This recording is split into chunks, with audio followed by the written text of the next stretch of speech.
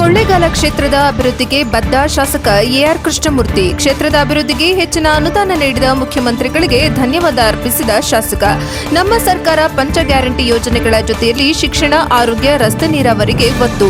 Guarantee ಯೋಜನೆ ಟೀಕಿಸುವವರಿಗೆ guarantee ಯೋಜನೆ ಅನುಷ್ಠಾನದ ಮೂಲಕ ಮುಖ್ಯಮಂತ್ರಿಗಳಿಂದ ತಕ್ಕ ಪಾಠ. ಚಾಮರಾಜನಗರ ರಾಜ್ಯ ಕಾಂಗ್ರೆಸ್ ಸರ್ಕಾರ ಮೇ 20ಕ್ಕೆ 3 ವರ್ಷಗಳನ್ನು ಪೂರೈಸಲಿದ್ದು, ಮುಖ್ಯಮಂತ್ರಿ ಸಿದ್ದರಾಮಯ್ಯ ಅವರು ಕೊಳ್ಳೇಗಾಲ ಕ್ಷೇತ್ರದ ಅಭಿವೃದ್ಧಿ ಹೆಚ್ಚಿನ ಅನುದಾನ ನೀಡಿದ್ದಾರೆ ಎಂದು ಕ್ಷೇತ್ರದ ಶಾಸಕ ಎಆರ್ ಕೃಷ್ಣಮೂರ್ತಿ ಹೇಳಿದರು. ನಗರದ ಜಿಲ್ಲಾ ಕಾರ್ಯನಿರತ ಪತ್ರಕರ್ತರ ಭವನದಲ್ಲಿ ಆಯೋಜಿಸಿದ್ದ ಪತ್ರಕರ್ತರೊಂದಿಗೆ ಸಂವಾದದಲ್ಲಿ ಅವರು ಮಾತನಾಡಿದರು. ಕೊಳ್ಳೇಗಾಲ ಕ್ಷೇತ್ರಕ್ಕೆ 3 ತಾಲೂಕುಗಳು ಒಳಪಡುತ್ತವೆ. ಯಳಂದೂರಿನಲ್ಲಿ 100 ಹಾಸಿಗೆಗಳ ಆಸ್ಪತ್ರೆ, ಕೊಳ್ಳೇಗಾಲದಲ್ಲಿ ವಿಭಾಗೀಯ ಸುಸಜ್ಜಿತ ಆಸ್ಪತ್ರೆ ಮಂಜೂರಾಗಿದೆ. ಮೂಡಿಗುಂಡು ಸೇತುವೆ 2 ಸೇತುವೆ 3 ಕೋಟಿ ವೆಚ್ಚದಲ್ಲಿ, ಯಳಂದೂರು ಅಗ್ನಿಶಾಮಕ ಠಾಣೆ 5 ಕೋಟಿಯಲ್ಲಿ, ಸಂತೆಮಾರಹಳ್ಳಿ ಎಪಿಎಂಸಿ ಮಾರುಕಟ್ಟೆ, ಯಳನೂರು ಮಾರುಕಟ್ಟೆ, ಕುದೇರು ಗೌಡಹಳ್ಳಿ, ಗೂಳಿಪುರ ಪಶು ಆಸ್ಪತ್ರೆ ಮಂಜೂರು ಮಾಡಲಾಗಿದೆ. ಈಗಾಗಲೇ ಕ್ಷೇತ್ರದ ರಸ್ತೆ ಅಭಿವೃದ್ಧಿ, ಸಮುದಾಯ ಭವನ ನಿರ್ಮಾಣಕ್ಕೆ ಒತ್ತು ನೀಡುವ ಮೂಲಕ ಕ್ಷೇತ್ರದ ಅಭಿವೃದ್ಧಿ ಒತ್ತು ನೀಡಲಾಗಿದೆ ಎಂದರು. ಸಂವಾದದಲ್ಲಿ ಸಂಘದ ಅಧ್ಯಕ್ಷ ಆರ್ಎನ್ ಸಿದ್ದಲಿಂಗಸ್ವಾಮಿ, ಪ್ರಧಾನ ಕಾರ್ಯದರ್ಶಿ ಪ್ರಸಾದ್ ಎಸ್ ಲಕ್ಕೂರು ಹಾಜರಿದ್ದರು. ವರದಿ ಹೊಮ್ಮ ನಂಜುಂಡನಾಯಕ, ಎನ್ಕೆಎಸ್ ಟಿವಿ4, ಚಾಮರಾಜನಗರ. ಅವಕಾಶವನ್ನು ಮಾಡಿಕೊಟ್ಟಿದೆ. ಅದು ಆರೋಗ್ಯ ದೃಷ್ಟಿಯಲ್ಲಿರ್ಬೋದು, ಶಿಕ್ಷಣ ದೃಷ್ಟಿಯಲ್ಲಿರ್ಬೋದು, ಇವತ್ತು ರಸ್ತೆಗಳ ಅಭಿವೃದ್ಧಿ ವಿಚಾರದಲ್ಲಿರ್ಬೋದು, ಕುಡಿಯುವ ನೀರಿನ ವಿಚಾರ ಇರ್ಬೋದು, ಕೆರೆಗಳ ಅಭಿವೃದ್ಧಿ ಇರ್ಬೋದು, ಸೇತುವೆಗಳ ಅಭಿವೃದ್ಧಿ ಇರ್ಬೋದು, ಲೋಕೋಪಯೋಗಿ ರಸ್ತೆಗಳ ಅಭಿವೃದ್ಧಿ ಇರ್ಬೋದು, PMDS ರಸ್ತೆಗಳಿರ್ಬೋದು, PRI ರಸ್ತೆಗಳಿರ್ಬೋದು, ಗಡಿ ರಸ್ತೆಗಳಿರ್ಬೋದು, ಹೀಗೆ ಹೇಳ್ತಾ ಹೋದರೆ ರಸ್ತೆಗಳ ಅಭಿವೃದ್ಧಿ ಕೂಡ ಹೆಚ್ಚಿನ ಆದ್ಯತೆಯನ್ನು ನಮ್ಮ ಪಕ್ಷ, ನಮ್ಮ ಸರ್ಕಾರ ಕೊಟ್ಟಿರ್ತಕ್ಕಂಥದ್ದು. ನಾನು ಅಂಕಿಅಂಶ ಇಟ್ಕೊಂಡೇ ಬಂದು ನಾನು ಮಾತನಾಡ್ತಕ್ಕಂಥದ್ದು. ನಾನು ನಮ್ಮ ಜಿಲ್ಲಾ ಆಡಳಿತಕ್ಕೆ ನಾನು ಮನವಿ ಕೊಟ್ಟಿದ್ದೆ, ಜಿಲ್ಲಾಧಿಕಾರಿಗಳು, ಜಿಲ್ಲಾ ಪಂಚಾಯತ್ CO ಅವರಿಗೆ. ನಮ್ಮ ಕ್ಷೇತ್ರ ಕೊಳ್ಳೇಗಾಲ ವಿಧಾನಸಭಾ ಕ್ಷೇತ್ರ 3 ತಾಲೂಕುಗಳು, ಕೊಳ್ಳೇಗಾಲ, ಯಳಂದೂರು, ಪಾಟ, ಚಾಮರಾಜನಗರ, ಸಂತೆಬೆಳಕು. ಈ ಭಾಗದಲ್ಲಿ ಇವತ್ತು 23, 24, 24, 25, 25, 26 ಈ ಸಾಲಿನಲ್ಲಿ ವಿವಿಧ ಇಲಾಖೆಯ ಅನುಮೋದನೆಗೊಂಡಿರ್ತಕ್ಕಂಥ ಯೋಜನೆಗಳು ಯಾವ್ಯಾವ. So it's on record. ನಾನು ಏನು ಹೇಳಿದ್ರು ಕೂಡ ಆನ್ ರೆಕಾರ್ಡ್.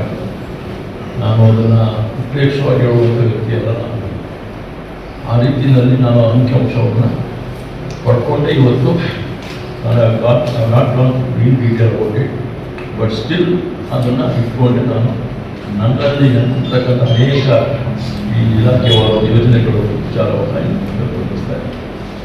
ಉದಾಹರಣೆಗೆ ಯಳಂದೂರಿನಲ್ಲಿ ಆರೋಗ್ಯಕ್ಕೆ ಸಂಬಂಧಪಟ್ಟಂಥ 100 ಬೆಡ್ ಹಾಸ್ಪಿಟಲ್ಸ್ನ ಮಂಜೂರು ಮಾಡಿಸಿ, ಸ್ವತಃ ಮುಖ್ಯಮಂತ್ರಿಗಳೇ ಬಂದು ಯೋಜನೆಗೆ ಚಾಲನೆ ಕೊಡತಕ್ಕಂಥ ಭೂಮಿ ಪೂಜೆ ಮಾಡೋದು.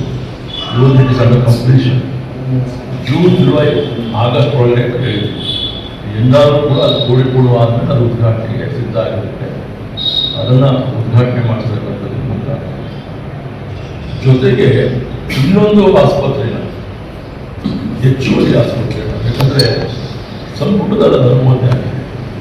ಎಲ್ಲೆಲ್ಲಿ ಮೆಡಿಕಲ್ ಕಾಲೇಜ್ ಇದೆ ಅಲ್ಲಿ ಎಲ್ಲೆಲ್ಲಿ ಮೆಡಿಕಲ್ ಕಾಲೇಜಿಗೆ ದೊಡ್ಡ ಆಸ್ಪತ್ರೆ ನಿರ್ಮಾಣ ಆಗಿದೆ, ಹೆಚ್ಚುವರಿಯಾಗಿ ಇನ್ನೊಂದು ಹಾಸ್ಪಿಟ್ಲಿಗೆ ಅವಕಾಶ ಮಾಡಿಕೊಡ್ತಕ್ಕಂಥ ಒಂದು ನಿರ್ಣಯ ಕ್ಯಾಬಿನೆಟ್ ಆಗಿದೆ. ಅದು ಆಧಾರದ ಮೇಲೆ ನಾನು ನಿರ್ಮಿಸಿಕೊಂಡು ಕೊಳ್ಳೇಗಾಲ ಉಪವಿಭಾಗ ಆಗೋದ್ರಿಂದ ಕೊಳ್ಳೇಗಾಲವು ಕೂಡ ಇನ್ನೊಂದು ಮಲ್ಟಿ ಸ್ಪೆಷಾಲಿಟಿ ಹಾಸ್ಪಿಟಲ್ನ ಮಂಜೂರು ಮಾಡಿಕೊಳ್ಬೇಕು ಅಂತ ಮನವಿಯನ್ನು ಮನೆಯ ದಿನೇಶ್ ಗುಂಡೂರಾವ್ ಅವರು ಆರೋಗ್ಯ ಸಚಿವರಿಗೆ ನಾನು ಸಲ್ಲಿಸಿದ್ದೆ. ಅದು ಸಂಪುಟದ ಸಭೆ MMSನ ಕ್ಯಾಬಿನೆಟಲ್ಲಿ ಕೂಡ ಅದು ರಿಫ್ಲೆಕ್ಟ್ ಆಗಿದೆ. ಆದರೆ ಫೈನಾನ್ಷಿಯಲ್ ಡಿಪಾರ್ಟ್ಮೆಂಟಲ್ಲಿ ಗೋರೆ ಆಗಿತ್ತು. ಏನಂತಂದರೆ it is just 35 kilometers away from Chamarajanagar district headquarters. In between there is a 100 bed hospital approved and construction going on. Why do you not another hospital ಅಂತಕ್ಕಂಥದ್ದು ಫೈನಾನ್ಸ್ ಡಿಪಾರ್ಟ್ಮೆಂಟ್ ಅವರ objection. But ಸಂಪುಟ ಸಭೆಯಲ್ಲಿ ಏನು ಹಿಂದೆ ನಿರ್ಣಯ ಆಗಿತ್ತು, ಎಲ್ಲೆಲ್ಲಿ medical college ಹೆಚ್ಚುವರಿ ಆಸ್ಪತ್ರೆ ಮಾಡಬೇಕು ಅಂತಕ್ಕಂಥ ಆಧಾರದ ಮೇಲೆ ಅಂತಿಮವಾಗಿ ಮಾನ್ಯ ಮುಖ್ಯಮಂತ್ರಿಗಳು ಅದು ಕ್ಯಾಬಿನೆಟಲ್ಲಿ 7ನೇ ಆಸ್ಪತ್ರೆಯಾಗಿ ರಾಜ್ಯದಲ್ಲಿ ನಮ್ಮನ್ನು ಮಂಜೂರಾತಿ ಮಾಡಿದ್ರು. ಈಗ 250 ಬೆಡೆಡ್ ಹಾಸ್ಪಿಟಲ್ ಲೈಕ್ ಇನ್ ಎಡಬೇಡಿ, ಇದು 400 ಬೆಡೆಡ್, ಅಲ್ಲಿ 250 ಬೆಡೆಡ್ ಹಾಸ್ಪಿಟಲ್. ಅದರಲ್ಲಿ ಮೊದಲನೇ ಹಂತವಾಗಿ 100 ಆಸ್ಪತ್ರೆಗೆ ಮಂಜೂರಾತಿ ಆಗಿದೆ. ಅದು ಟೆಂಡರ್ ಆಗಿ ಫೈನಲೈಸೇಷನ್ ಬಂದಿದೆ. ಅದೇ ಬಿಲ್ಡಿಂಗ್ ಇಲ್ಲ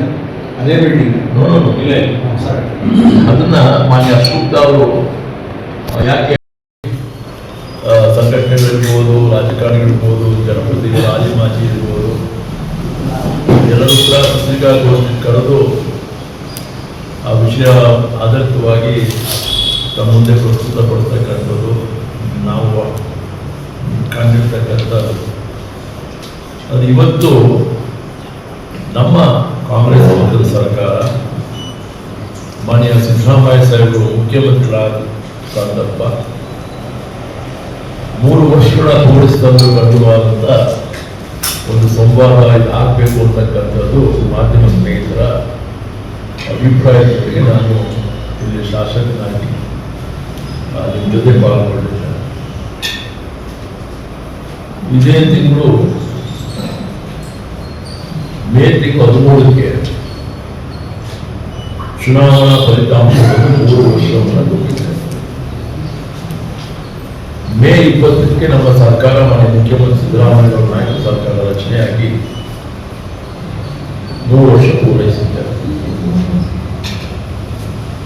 ರಾಜ್ಯದ ಜನತೆ ನಮ್ಮ ಪಕ್ಷವನ್ನ, ನಮ್ಮ ನಾಯಕರುಗಳ ಒಂದು ಆಡಳಿತದ ಕಾರ್ಯವೈಖರಿಗಳನ್ನ, ಅಭಿವೃದ್ಧಿಯನ್ನ ಮನಗಂಡು ಮತ್ತೊಮ್ಮೆ 2ನೇ ಬಾರಿಗೆ ಸಿದ್ದರಾಮಯ್ಯ ನಾಯಕರ ಸರ್ಕಾರ ಅಧಿಕಾರಕ್ಕೆ ಬರಲಿಕ್ಕೆ ಸಹಕಾರಿಯಾಗಿದೆ.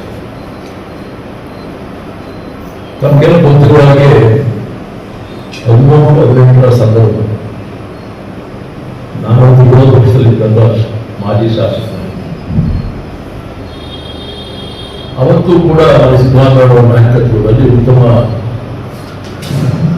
ಅಭಿವೃದ್ಧಿ ಕೆಲಸ ಕಾರ್ಯಗಳನ್ನು ಮಾಡಿರ್ತಕ್ಕಂಥದ್ದನ್ನ ರಾಜ್ಯ ಜನತೆ ಮನಗಂಡು ಭಾಗ್ಯಕೊಟ್ಟವರು ಯಾರು ಅಂದರೆ ಸಿದ್ದರಾಮಯ್ಯ ಬರ್ತಕ್ಕಂಥ ಗೌರವಪೂರ್ವಕವಾದ ಒಂದು ಭಾವನೆ ಇಟ್ಟುಕೊಂಡು ಮತ್ತೆ ಈ 2023ಕ್ಕೆ ಅವರ ನಾಯಕತ್ವದಲ್ಲಿ ಕಾಂಗ್ರೆಸ್ ಸರ್ಕಾರ ಅಧಿಕಾರ ಮಾಡಲಿಕ್ಕೆ ಸಾಧ್ಯ. ಈ ಬಾರಿ ಕೂಡ ಚುನಾವಣೆ ಪ್ರಣಾಳಿಕೆಯಲ್ಲಿ 5 ಗ್ಯಾರಂಟಿಗಳನ್ನ ಅವರು ಪ್ರಣಾಳಿಕೆಯಲ್ಲಿ ಘೋಷಣೆ ಮಾಡುತ್ತಿದ್ದಾರೆ. ಹಂತವಾಗಿ 5 ಗ್ಯಾರಂಟಿಗಳನ್ನು ಕೂಡ ಜಾರಿ ಮಾಡಿ ಇವತ್ತು ಇಡೀ ರಾಜ್ಯ, ಇಡೀ ದೇಶ ಇವತ್ತು ಅವರು ಜಾರಿ ಮಾಡತಕ್ಕಂಥ ಪ್ರಣಾಳಿಕೆಯನ್ನ ಅವರವರ ಪಕ್ಷದ ಪ್ರಣಾಳಿಕೆಗಳು ಕೂಡ ಕೆಲವನ್ನ ಆಯ್ಕೆ ಮಾಡಿಕೊಂಡು ಚುನಾವಣೆ ಎದುರಿಸ್ತಕ್ಕಂಥದ್ದು ನಾವು ಮಾಡಿದ್ದೇವೆ. ಆದರೆ ಮಾನ್ಯ ಮುಖ್ಯಮಂತ್ರಿಯಾದ ಸಿದ್ದರಾಮಯ್ಯನವರು ಸ್ವತಃ ಹಣಕಾಸು ಸಚಿವರಾಗಿ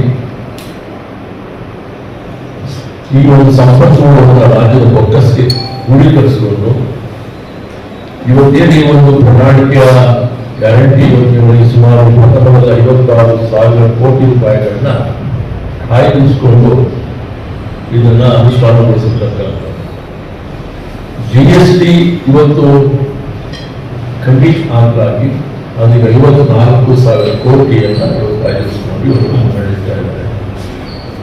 ಇದರ ನಡುವೆ ರಾಜ್ಯದ ವಿವಿಧ ಇಲಾಖೆಯ ಅನೇಕ ಯೋಜನೆಗಳನ್ನು ಜಾರಿ ಮಾಡಿ ಅಭಿವೃದ್ಧಿಗೂ ಕೂಡ ಅವಕಾಶವನ್ನು ಕಲ್ಪಿಸುವುದು. ಆ ದೃಷ್ಟಿಯಲ್ಲಿ ಇವತ್ತು ಅನೇಕ ರಾಜ್ಯಗಳು ಕೂಡ ನಮ್ಮ ಗ್ಯಾರಂಟಿ ಯೋಜನೆ ಯಾರು ಟೀಕೆ ಮಾಡ್ತೀವಿ ವಿರೋಧ ಪಕ್ಷದವರು, ಅದಕ್ಕೆ ಮಾನ್ಯ ಸಿದ್ದರಾಮಯ್ಯ ಅವರ ಗ್ಯಾರಂಟಿಗೆ ಒಂದು ಉತ್ತರ ಕೊಟ್ಟಿದೆ ಅಂತ ಹೇಳಿ ನಾನು ಭಾವಿಸಿಕೊಂಡಿದ್ದೇನೆ, ನೋಡಿದ್ದೇನೆ. ನಮ್ಮ ಪಕ್ಷದ ಸರ್ಕಾರದಲ್ಲಿ ಇವತ್ತು ಈ ಗ್ಯಾರಂಟಿ ಯೋಜನೆ ಜಾರಿ ಮಾಡಿದ್ರೆ ಇವತ್ತು ಸರ್ಕಾರ ದಿವಾಳಿ ಆಗುತ್ತಿರ್ತಕ್ಕಂಥ ಅನೇಕ ವಿರೋಧ ಪಕ್ಷದ ನಾಯಕರು ಟೀಕೆ ಮಾಡಿರ್ತಕ್ಕಂಥದ್ದು ಕೂಡ ನಾವು ಮಾಡ್ತೇವೆ. ಕಳೆದ 3 ವರ್ಷದ ಸರ್ಕಾರ ನೀಡ್ತಾ ಇದೆ. ಸರ್ಕಾರ ವಿರೋಧ ಪಕ್ಷಗಳ ರೀತಿಯಲ್ಲಿ ದಿವಾಳಿ ಆಗಿದೆ ಅನ್ನೋ ಪ್ರಶ್ನೆಯನ್ನ ನಮ್ಮ ವಿರೋಧ ಪಕ್ಷದಲ್ಲಿ ನಾನು ಪರಿಚಯ ಮಾಡಬೇಕು. ಅವರು ಹೇಳುವಂಥ ರೀತಿಯಲ್ಲಿ ಆಗಿದೆ. ಈ ಒಂದು ಪ್ರಣಾಳಿಕೆ ಘೋಷಣೆ ಮಾಡುವಂಥ ಗ್ಯಾರಂಟಿ ಯೋಜನೆ ಕೇವಲ ಕಾಂಗ್ರೆಸ್ ಕುಟುಂಬಕ್ಕೆ ಮಾತ್ರ ನೀಡಿಲ್ಲ. ಎಲ್ಲ ಧರ್ಮದ, ಎಲ್ಲ ವರ್ಗದ, ಸರ್ವ ಪಕ್ಷದ ಕುಟುಂಬದವರು ಕೂಡ ತಲುಪುವಂತ ಯೋಜನೆ ಇದ್ದಾರೆ. ವಿರೋಧ ಪಕ್ಷದ ನಾಯಕರುಗಳು ಟೀಕೆ ಮಾಡಬಹುದು, ಆದರೆ ಅವರ ಕುಟುಂಬಸ್ಥರು ಇದನ್ನು ಸ್ವಾಗತ ಮಾಡ್ತಾ ಇದ್ದಾರೆ. ಸಿದ್ದರಾಮಯ್ಯ ಅವರ ಒಳಗೆ ಅವರು ಅಭಿನಂದನೆ ಸಲ್ಲಿಸ್ತಾ ಇದ್ದಾರೆ. ನಮ್ಮ ಅನೇಕ ಕಷ್ಟಕಾಲಗಳಿಗೆ ಇವತ್ತು ಈ ಒಂದು ಗ್ಯಾರಂಟಿ ಯೋಜನೆ ಮುಖಾಂತರ ಪಡಿತಕ್ಕಂಥ ಸವಲತ್ತುಗಳ ಮುಖಾಂತರ ನಮ್ಮ ಜೀವನ, ಮಕ್ಕಳ ಓದುವಿಕೆಗೆ ಇವತ್ತು ಅನುಕೂಲ ಆಗಿದೆ ಅಂತಕ್ಕಂಥದ್ದನ್ನ ಮೆಚ್ಚುಗೆ ಮಾತುಗಳನ್ನು ವ್ಯಕ್ತಪಡಿಸತಕ್ಕಂಥದ್ದು ನಾವು ಕಾಣ್ತೇವೆ. ನಮ್ಮ ರಾಜ್ಯ ಅಂದರೆ ನಮ್ಮ ಜಿಲ್ಲೆ ಅಥವಾ ನಮ್ಮ ತಾಲೂಕು ಅಥವಾ ನಮ್ಮ ವಿಧಾನಸಭಾ ಕ್ಷೇತ್ರಕ್ಕೆ ಸಂಬಂಧಪಟ್ಟಂತೆ ಹೇಳಿದ್ರೆ ಕಳೆದ 3 ವರ್ಷದ ಅನೇಕ ಜನಪರ ಕಾರ್ಯಕ್ರಮಗಳು, ಸರ್ಕಾರದ ಯೋಜನೆಗಳು ಅನುಷ್ಠಾನಗೊಂಡಿವೆ. ಹಾಗಾಗಿ ನಾನು ಪ್ರಥಮದಲ್ಲಿ ನಮ್ಮ ಮುಖ್ಯಮಂತ್ರಿಗಳಾದ ಸಿದ್ದರಾಮಯ್ಯ ಸಾಹೇಬರನ್ನ ನಾನು ಅಭಿನಂದನೆಯನ್ನು ಸಲ್ಲಿಸಲಿಕ್ಕೆ ಜನತೆಯ ಪರವಾಗಿ ವೈಯಕ್ತಿಕವಾಗಿ ನಾನು ಬಯಸುತ್ತೇನೆ. ಅದೇ ರೀತಿ ಅವರ ಆಡಳಿತದಲ್ಲಿ ಉಪಮುಖ್ಯಮಂತ್ರಿ ಇರ್ಬೋದು, ಮಂತ್ರಿಗಳಿರ್ಬೋದು, ಅವರು ಕೂಡ ಉತ್ತಮ ಕಾರ್ಯಗಳನ್ನು ಮಾಡ್ತಾ ಇದ್ದಾರೆ. ಆ ನಿಟ್ಟಿನಲ್ಲಿ ಈಗಾಗಲೇ ಅವರು ಯಾರ್ಯಾರು ಕೂಡ ಜವಾಬ್ದಾರವಾಗಿ ಮಂತ್ರಿಗಳು ಅವ್ರ ಇಲಾಖೆಯನ್ನು ಅಭಿವೃದ್ಧಿಪಡಿಸಿಕೊಂಡು ಅವ್ರ ಇಲಾಖೆ ಮುಖ ಅನೇಕ ಯೋಜನೆಗಳನ್ನ ಸಾಮಾನ್ಯ ಜನರಿಗೆ ತಲುಪಿಸುವಂಥ ರೀತಿ ಮುಂದಾಗಿದ್ದರೋ ಅವರು ಕೂಡ ಆ ಒಂದು ಅಭಿನಂದನೆಗೆ ಪಾತ್ರರಾಗ್ತಾರೆ.